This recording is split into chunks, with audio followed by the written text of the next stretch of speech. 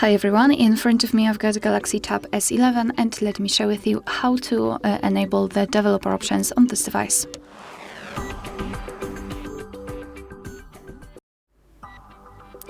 So let's start with opening the settings, and here in this left section we have to scroll down to the very bottom to find About Tablet.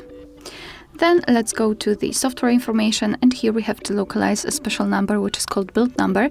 As you can see, it's right here, so let's keep tapping on it until you'll see the information that you're in the developer mode. If you've got the screen lock, you will have to enter to confirm the whole step. Confirm it with tapping on OK, and we've got the info. So now all we have to do is to go back to this left section and scroll down to find developer options. Let's tap. So here we've got plenty of advanced settings which we can customize. So for example, we can show the text ID, we can show layout bounds, show visual feedback for tabs. Here we've got some options which are connected with the Bluetooth, and overall the networking. We've got also USB options. So in order to turn on the feature, you have to simply tap on the switcher on it, and I will pick maybe pointer location. As you can see, it will be immediately activated and applied. Of course, you can turn it off the same way. If you've got the options without the switcher, simply tap on them to open more options to choose from.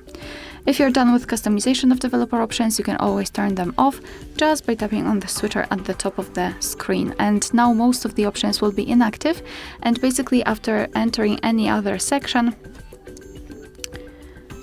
you will see that the developer options will disappear from the settings. But of course, no worries, you can customize them again. Just go back to the build number step and keep tapping. Alright, so that will be all. Thank you so much for watching. Please hit the subscribe button and leave the thumbs up.